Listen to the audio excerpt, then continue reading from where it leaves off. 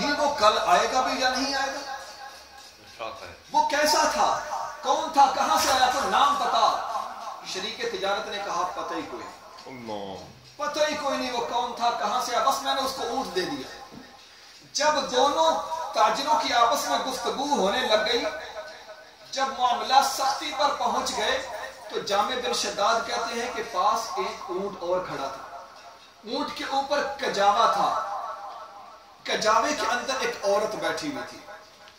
اس عورت نے وہاں سے آواز لگائی، کہنے لگی جامع بن شداد کیا معاملہ ہے، مجھے بتاؤ کیا معاملہ ہے۔ کہا کہ اس میرے شریک تجارت نے میرا ایک اونٹ فروخت کر دیا ہے، نہ پیسے لیے نہ کھجورے لے کے دے، پتہ نہیں کون لے کے چلا گیا۔ تو اس عورت نے جو کجاوے کے اندر بیٹھی ہوئی تھی وہ حضرت عائشہ تو حضور کی زوجہ تھی، یہ زوجہ نہیں تھی۔ حضرت عائشہ تو مسلمان تھی، یہ مسلمان بھی نہیں تھی، یہ تو مشرکہ عورت تھی۔ کجاوے کے اندر بیٹھی، کہاں سے کہا کہ جامع بن شداد پریشان نہیں ہونا، جامع بن شداد پریشان نہیں ہونا،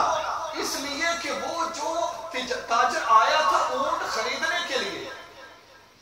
جب وہ آیا تو جب اس تیرے شریک تجارت سے گفتگو کر رہا تھا، رب کعبہ کی قسم ہے یوں لگتا تھا کہ جیسے اس کے منہ سے موتی جھڑ رہے ہیں،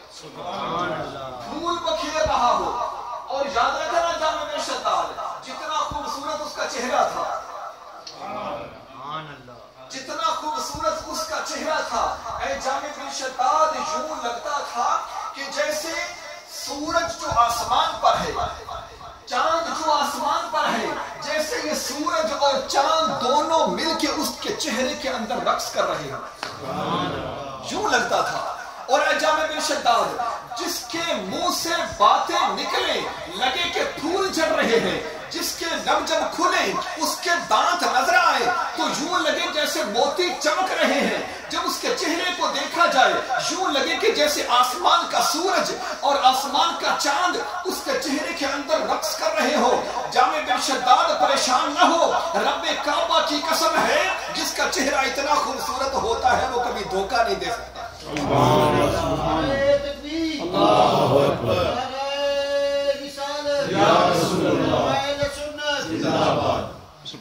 تو بات یہاں ختم نہیں ہوتی، بات کی سمجھ آئیے کہ حضور کا چہرہ کتنا خوبصورت تھا۔ حضرت عائشہ صدیقہ کے بقول فرماتی ہیں رات کو دیکھا تو بھی نور، دن کو دیکھا تو بھی نور، اور یہ کجاوے میں بیٹھی ہوئی یہ غلام عورت جو مسلمان بھی نہیں ہے وہ بھی کہتی ہے کہ چہرہ نور علی نور۔ اتنے خوبصورت چہرے کی جب بات ہوتی ہے تو بات پھر کہتے ہیں کہ جو بات دل میں اترتی ہے اثر رکھتی ہے،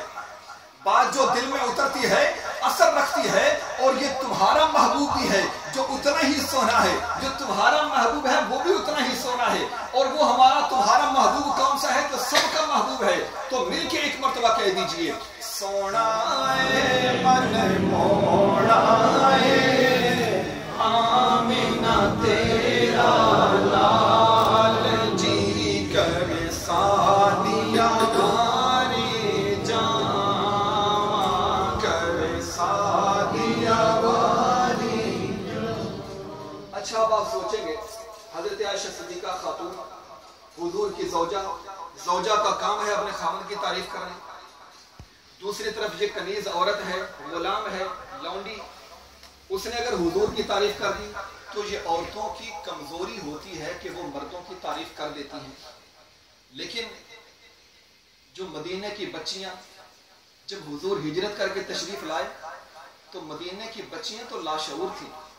اور آپ کو معلوم ہے کہ بچے جو بات کرتے ہیں وہ سچی کرتے ہیں، بچے جھوٹ تو نہیں بول سکتے جب تک ساڑھے جا کوئی انہوں سکھاوے نہ کہ پتر جا کے باہر آ کے پوری کر کوئی نہیں اللہ جی۔ جہاں کدی اسی جناب ہون تے چلو کوئی دور تے کر دے کوئی نہیں، ہون کو فون آ جائے تو پتر نہ کہ پتر فون چو کیا کہ ابو بھی کر کوئی نہیں،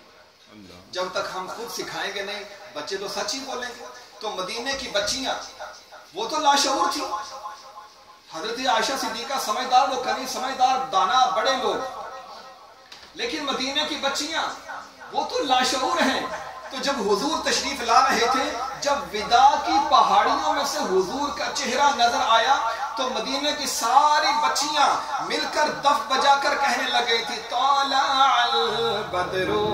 علینا